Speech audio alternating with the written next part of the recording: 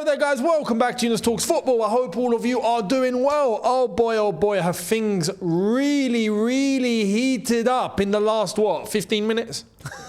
In the last 15 minutes, right, the entire left-wing market has just exploded, and I'm going to fill you in. So, make sure you check out video number 1 from earlier on today. If you didn't already, make sure you go and have a look. Much appreciated.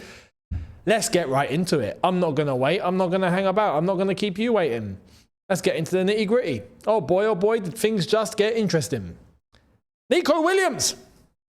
So, Fabrizio, talking with DAZN, right, has come out with this. Let me translate this for you for those that can't speak Spanish, right? Nico Williams, priority for Chelsea and Arsenal. The player, very comfortable at Athletic Bilbao, right? We got the details here. This is basically what he'd said in that clip with DAZN. Chelsea and Arsenal's #1 target is Nico Williams.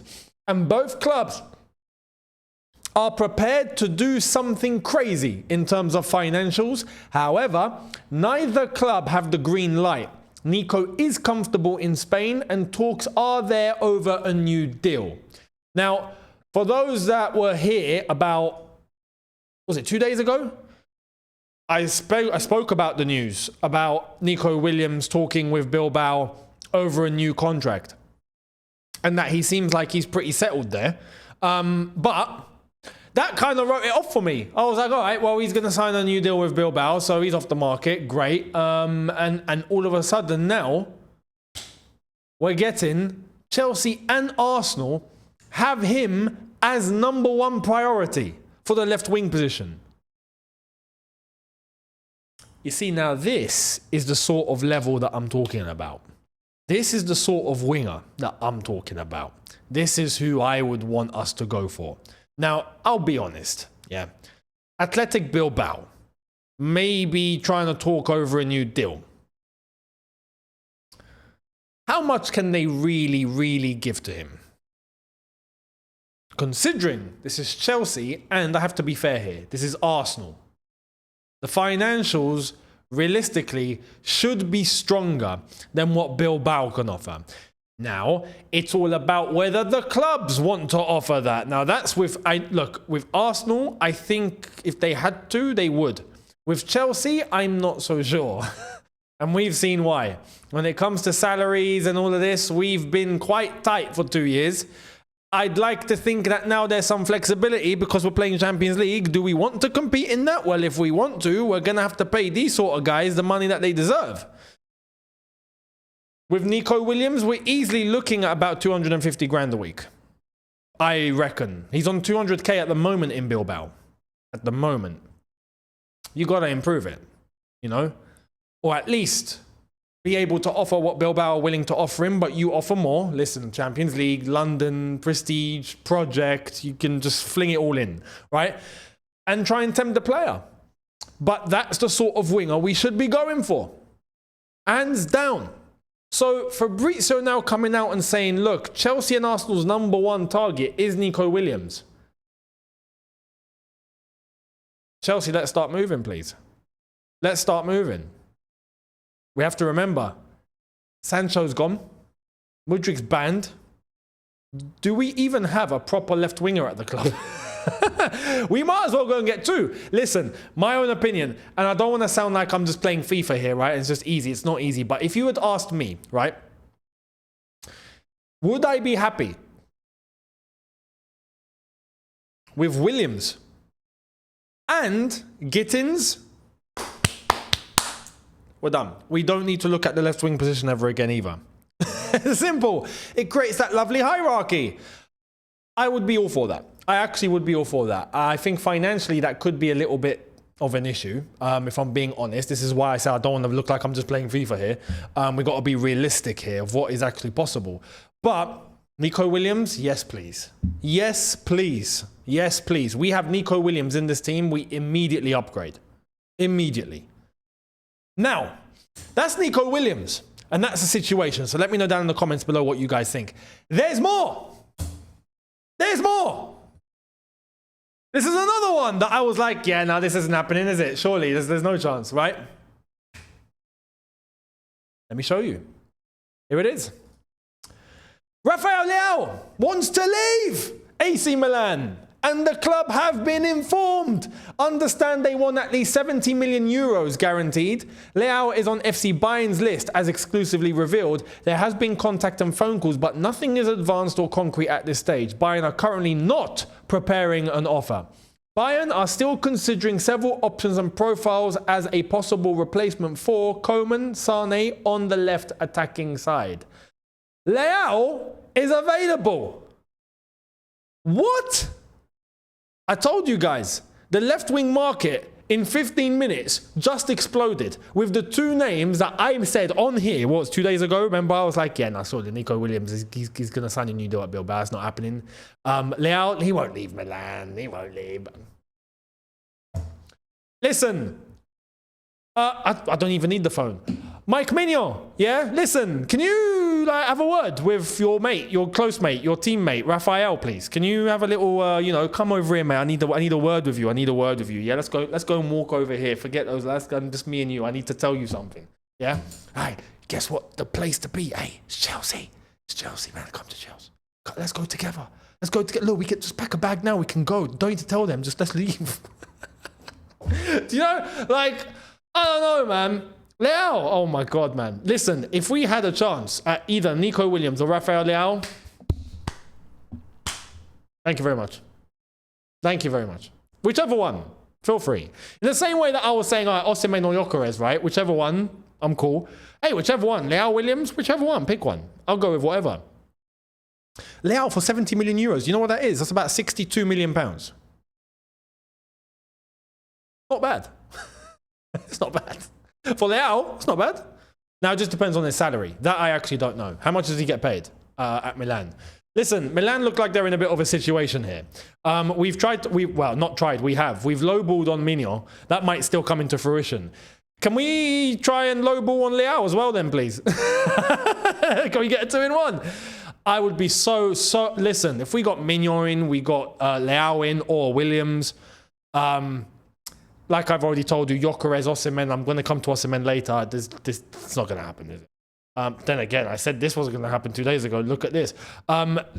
These are sort of players that you immediately want to increase the level of your team of. Like, your team will increase the levels instantly. Instantly. These are upgrades. These are Champions League worthy players. These are players that you can think about winning a title with. You know, with these sort of players, yeah, throw all the youth at them. You want youth? Yeah, throw it all at those sort of players and boom, you've got yourself a thing called lovely, fantastic, lovely, jubbly balance. Yeah? That's what I want to see.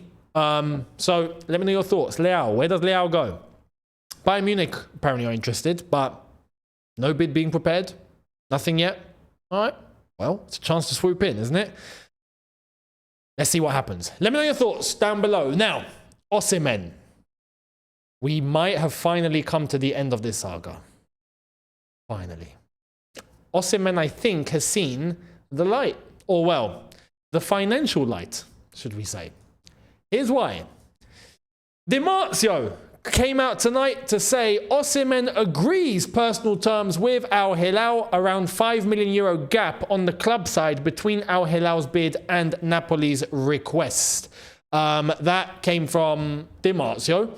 That is basically saying, look, a deal's been agreed, okay? If we go to, there's this Turkish brother. I don't know him, but he's got over 1 million followers. Listen, is this guy. There we are, 1.7. Yeah, he seems like a pretty big deal in Turkey, I think. Well, his tweet says, Al-Hilal and Napoli are close to an agreement for Victor Osimhen transfer. This all came out at the same time. We then had Ben Jacobs and Fabrizio, I'm about to show you, saying key hours ahead in the Victor Osimhen saga. Al-Hilal still pushing and have made Osimhen a final and improved offer. Galatasaray also in talks. Al-Hilal haven't yet walked away, despite reports, but they want to finalise the deal this evening if possible. All on Osimhen now. That seems to be suggesting, look, you'll get some journalists that have the scoop and they'll tell you, look, it's done. I know it's done. It's done. And then you'll get like Ben Jacobs, Fabrizio, David Ornstein, these guys that will like, if they know for sure, or if it's confirmed, and as you know, many people say, they'll tap it in for everyone. They'll tap it in. They'll be like, yeah, okay, we'll give the confirmation it's done. It's actually done. Boom. And they'll announce it. Maybe they're waiting for that. Because Fabrizio himself has also come out and said this at the same time. Al-Hilal have now improved their proposal to Victor Osimhen and Napoli to try and reach an agreement soon. Galatasaray have been pushing in the last 24 hours, but Al-Hilal keep insisting with improved proposal, over 70 million euros to Napoli and higher salary to Osimhen. So it turns out, I think my initial feeling over the last nearly 2 weeks, Osimhen's going to say yes to Saudi, isn't he? You can't not. You can't not, brother. You can't not. When they're throwing you the amount of money that we're hearing here, yeah, what's it going to be, 40 million a year or something? Like, you can't say no. You just can't. Unless you're Bruno Fernandes. But you can't say no. Listen, I think, look, at this rate, we'll see what happens over the next few hours. I think he's going to say yes. Surely. Or maybe he already has said yes. Di Marzio has said he's agreed. It's done. The Turkish brother is saying that that's come to an agreement. We'll see. We'll see over the next few hours. First video tomorrow, I'm sure, is probably going to be Osimhen joins Al-Hilal. We'll see what happens. Let me know your thoughts on that. And again, big up to all the comments in video number 1. I saw all of you. This is why I love Africans. Yeah, this is what it is. And obviously, I'm half, so I'm privileged and proud to be. But the passion is crazy. The Africans, they come out in force, man. In the comments, also, I got people telling me, why didn't you mention my country? Zimbabwe, South Africa, Uganda, Kenya, all sorts, right? It's gone mad. It's gone nuts. But all the Nigerians that infiltrated the chat, the comments, because of the Osimhen saga, all giving your opinions. I saw them, don't worry, much appreciated. In fact, talking about the African audience, the Big Six are over in South Africa right now, and I've seen clips from Johannesburg that's blown my mind. They done a meet and greet, flipping hell. You'd think that it was Cristiano Ronaldo that showed up. I'm telling you, there's nothing, no one, when it comes to football and loyalty and passion, no one rivals an African. I will tell you that firsthand right now. No one. They always go the extra mile. So yeah, respect to every single one of you. I see all of you, don't worry. I can't name all, what is it, 54 African states? I can't do that here, but don't worry, I see all of you. Now, that's Osimhen, so let me know down in the comments. Sesko. Plettenberg saying more on Sesko, who's keen on joining Arsenal with advanced talks ongoing over personal terms. Arsenal cannot simply trigger the 80 million euro release clause. It's a complicated structure, and the clause has also increased. Should have got the deal done earlier then, lads. You really should have. That's why the fee is being negotiated freely. Arsenal, with Andrea Berta involved, are fully informed. A transfer fee of 80 to 100 million euros will be due. Leipzig and Sesko share a top relationship. The player is relaxed and holds great respect for RB, now waiting for an agreement. Listen, I've told you this before. Yeah, Arsenal, you want to go ahead and bid that money? Please, feel free. Feel free. I ain't concerned. I am not concerned. Literally. You want to throw 100 million at Sesko? Please be my guest. Please. Because I'm not convinced on the player overall. In the Premier League, I'm not. This is why I didn't want Chelsea to go in for him. And I'm glad Chelsea have not gone in for him. I am genuinely not concerned. Arsenal going for him? Cool. I might be wrong in the future. Who knows? Yeah, you can clip this. But I believe right now, as of right now, I don't see it. I just don't see it. And if they're going to spend that much money, great. Great. Because if he stagnates or nothing happens, for us, that's fantastic. So, a rival's a rival. Here's more on Sesko with Ben Jacobs. Arsenal continue talks with Leipzig over Sesko with a bid possible soon. Sesko is keen on a move to Arsenal. Gyökeres still under consideration as Andrea Berta keen to advance multiple options before officially bidding, but Sesko discussions are more advanced. Arsenal feel both Sesko or Gyökeres can be secured for around 70 million euros. Nah, lads. I just read why. And Gyökeres remains open to Man United, even without Champions League football, as revealed yesterday, even though United haven't yet made an approach to Sporting to date.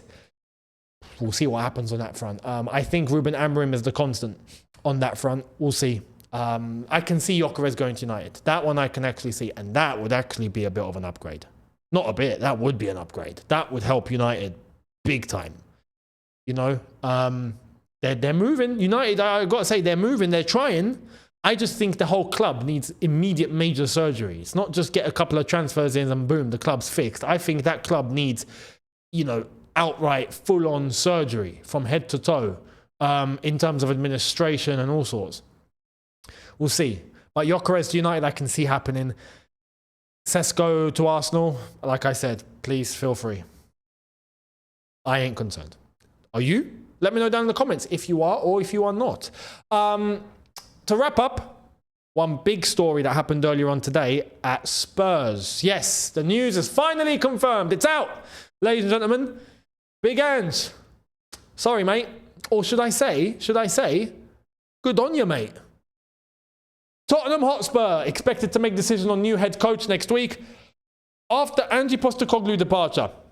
Brentford boss Thomas Frank leading contender to succeed the Australian. No contact yet between Tottenham and Brentford over Danish manager. This follows after Tottenham made the statement long after everyone else, saying, "We are extremely grateful to Ange for his commitment and contribution during his 2 years at the club. Ange will always be remembered as only the third manager in our history to deliver a European trophy. Thank you, Ange." And then he was sacked. Do you know what I mean? Yeah, he just done something that only 2 other managers in your entire club history has done. So yeah, we're gonna sack him. This is the history of the Tottenham. This is Poch, Champions League final. Thanks for coming, mate. You're sacked. Mourinho got them to a cup final. You're not gonna manage that final. You're sacked. And you've won a trophy, a major European trophy, something we've not done, right? I don't want to really talk about the Carling Cup in 2008. But before that, what was it? When was the last time? When was the last time? Was it the 90s or was it the 70s or something like that? I don't know. A long time ago. So we're just going to sack you. It's the history of the Tottenham. Now, like I've said, for Ange, this is a good thing. It's a good thing. Let's hear what Ange has got to say. He released a statement. So, when I reflect on my time as manager of Tottenham Hotspur, my overriding emotion is one of pride. The opportunity to lead one of England's historic football clubs and bring back the glory it deserves will live with me for a lifetime. Sharing that experience with all of those who truly love this club and seeing the impact it had on them is something I will never forget. That night in Bilbao was the culmination of 2 years of hard work, dedication and unwavering belief in a dream. There were many challenges to overcome and plenty of noise that comes with trying to accomplish what many said was not possible. We have also laid foundations that mean this club should not have to wait 7 more years for their next success. They will. I have enormous faith in this group of players and know there is much more potential and growth in them. I sincerely want to thank those who are the lifeblood of the club, the supporters. I know there were some difficult times, but I always felt that they wanted me to succeed and that they gave me all the motivation I needed to push on. It's important to acknowledge the hardworking people at Spurs who gave me encouragement on a daily basis. And finally, I want to thank those who were with me every day for the last 2 years. A fantastic group of young men who are now legends of this football club and the brilliant coaches who never once doubted we could do something special. We are forever connected. Odore est facile. I honestly don't know what that means. It must be Latin or something. But it's a nice statement. It's a very nice statement. And there's a lot of truth in that, except for 7 years, it'll be longer. It'll be longer. This is the Tottenham. This is what I'm saying. Listen, brother, you should count your blessings. You are the luckiest man on this planet. Now, some people will say it's a good thing he got sacked because they finished 17th. Understandably, I get that. And this is why I was saying, look, the best thing that can happen to him is that if he does get sacked or he leaves. Because you're not going to replicate the success next season. It's Tottenham. Listen, you are at the highest high that you can possibly be at right now. Bounce. Leave at the highest point possible. You have conquered Mount Everest, my friend. You have won a European trophy with Tottenham. How that has happened, I genuinely still don't know. You can leave with your head held high as a footballing god that has accomplished the almost impossible, and you can walk into pretty much any job you want because you did fulfill your promise by saying, I always win in my second season. And you bloody did it with Tottenham, of all teams. Unreal. Best thing that could have happened. If he had stayed at that club, he would have just gone downhill. Because he wouldn't have won a trophy next season. There's no chance. I mean, there is a chance. It's football, anything can happen. But it's Tottenham. They're not going to replicate it again with all the teams that are literally, look at the reinforcements everyone's bringing in. It's just, you have done something miraculous here. He's left. He looks like an absolute king right now. Ange Postecoglou, an absolute king. And Tottenham is the history of the Tottenham. They will go for Thomas Frank. They will get Thomas Frank, and then good luck to them. Simple as that. So, what do you think is going to happen for Tottenham next? And where do you think Ange goes to next? Listen, like I said, Ange can walk anywhere he wants now. Literally. He's the guy that said, I always win in my second season, and I did it at even Tottenham. Who's done that then? Immediate increase in salary. This guy can walk in and go, listen, give me 15 million a year. And they'll be like, yeah, okay, no problem. His rep counts right now. So respect to him. Although the league form was absolutely horrendous. but you know, all at the expense of winning a trophy at Tottenham, probably worth it. Let me know your thoughts down below. Much appreciated. Tomorrow, brand new couple of videos. Make sure you're here for the double, and I will see all of you there. Second channel as well. Probably be something there too. So make sure you're sub. Link in the description, and I'll see all of you tomorrow. Look after yourselves, people. Take care, and peace.